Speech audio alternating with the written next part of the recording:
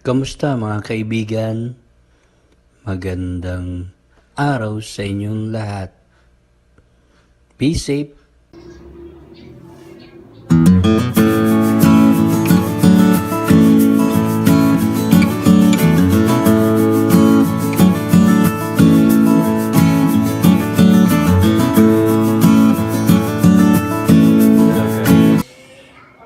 Ito po, mapanood nyo ang pagbubuo ko ng mga Japanese bike size 26-27. So ito po siya. So re-restore po natin lahat yan. Yan. Yan. Yan po mga condition yan. Sira po yan. So kailangan po restore lahat yan.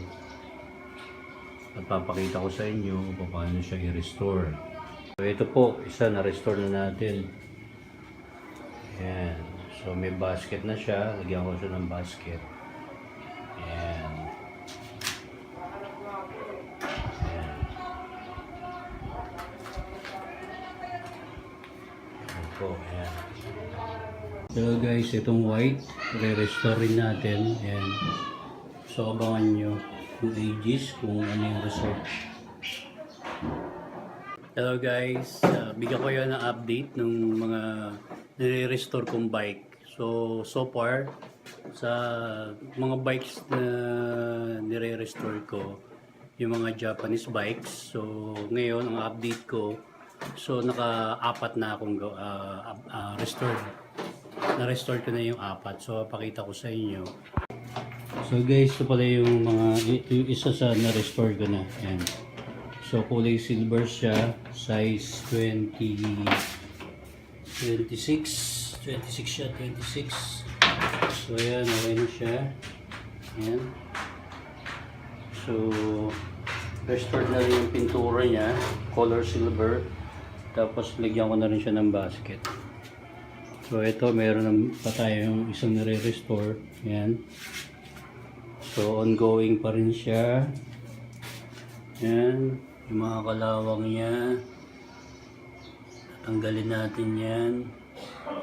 Tapos yan pa, may mga re-restore pa tayo. So 1, 2, 3, 4, 5, 6, more than 6 pieces pa.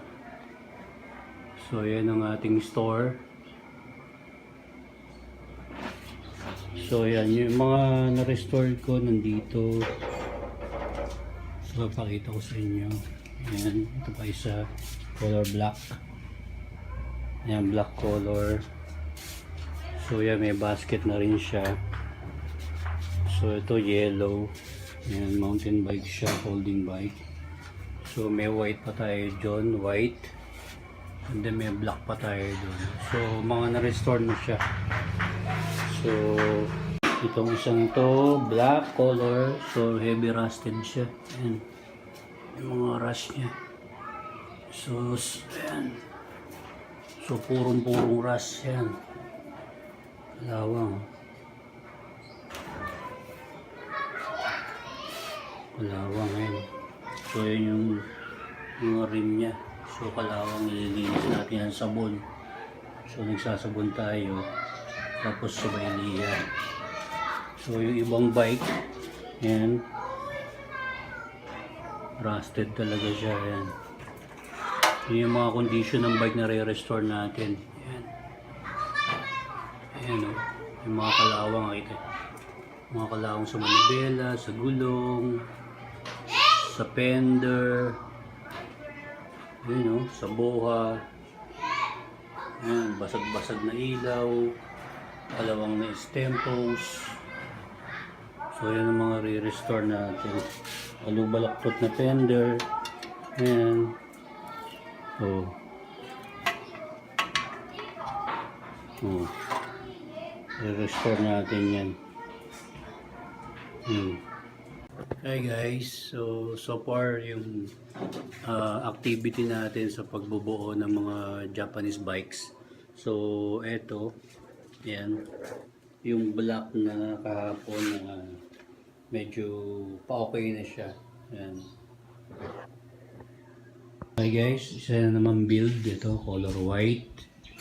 So, nakakailan na tayong build. So, yung black na huli na binibuild ko, okay na siya.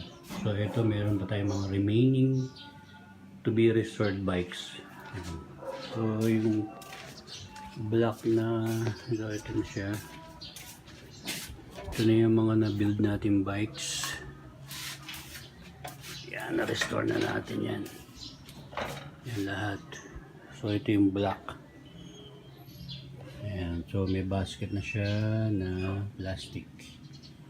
Tapos yung black pa, silver, black, tapos white and black.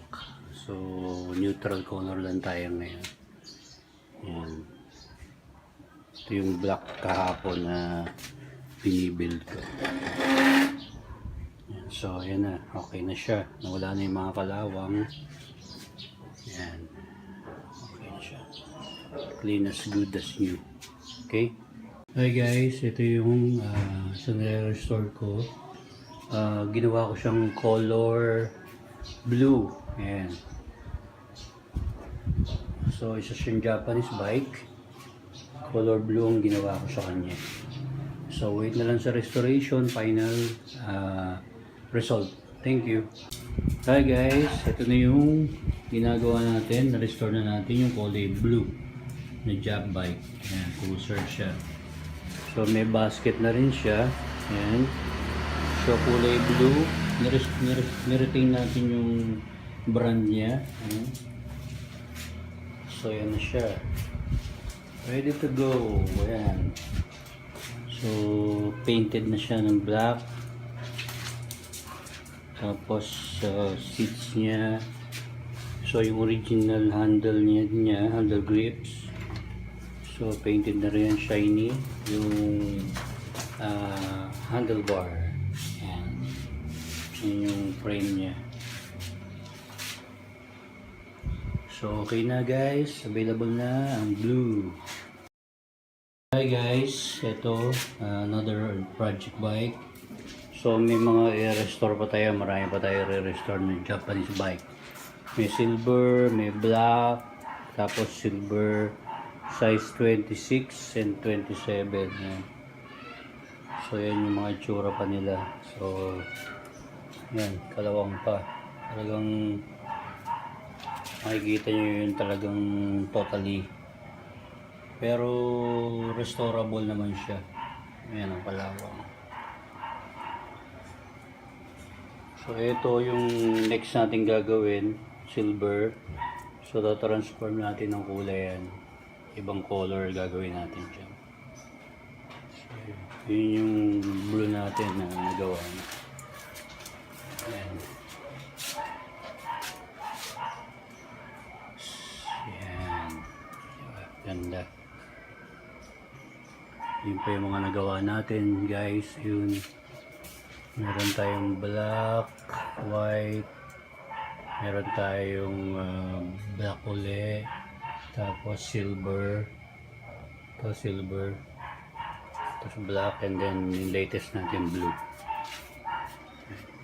So pakita ko sa inyo guys, pakita ko sa inyo yung fender. Ayan o, sobrang kalawang. Ayan o. Grabe, di ba?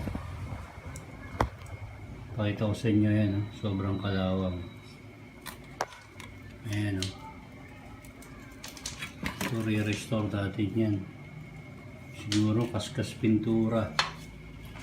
Ayan.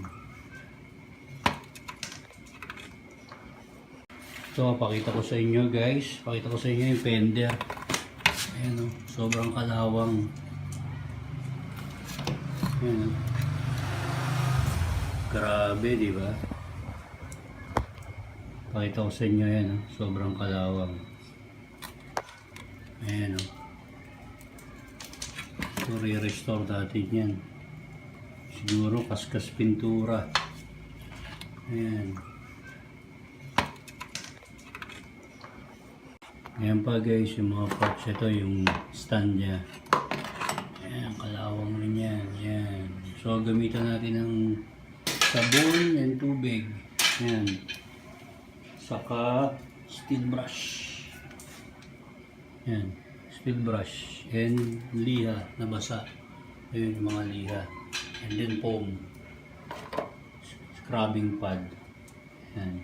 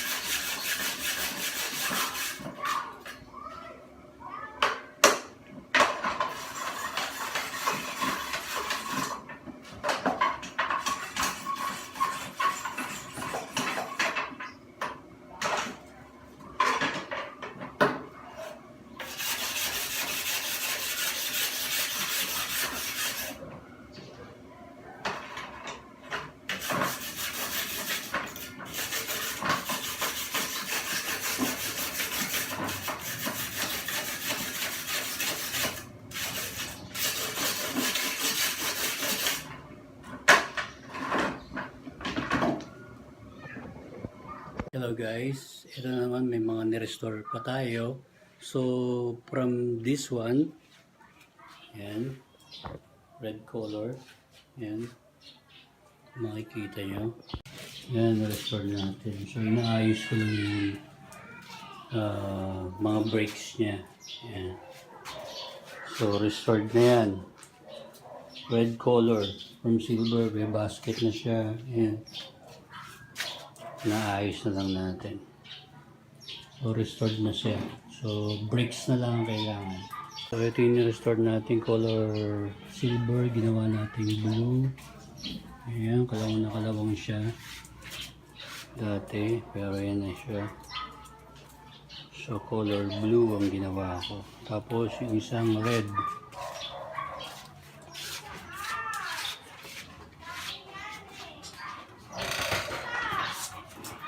Yan, red color. Yan,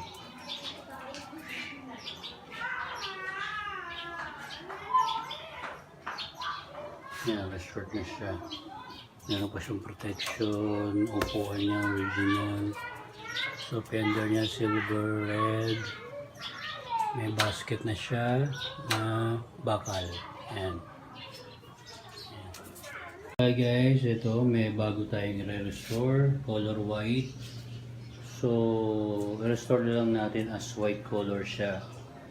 So, yan ang mga kalawang niya. Ayan. Ayan. So, hindi natin alam kung mga stock up pa yan. Ayan. Ayan ang mga kalawang niya. So, titignan pa natin, dissect pa natin kung gaano kagrabe ang restoration nito. Ayan. Ayan mga kalawang niya. Grabe. Ayan. Ayan manibela, sirang bell. Ayan. So, abangan guys. Hey guys, ito meron pa tayong isang i-restore black color. Ayan, tanggal na manibela niya. So na-stock lang yung mga ano niya. Ayan, kalawang niya. Super kalawang. Ayan, hindi oh. Sprayan ko lang ng 4WD. Ayan, kalawang niya. Hindi kailangan baklasin. Pati sa rim, ayan, yung carrier niya sa likod, tanggal na yung tornilyo. So ito yung handle post niya, yung expander, stuck na.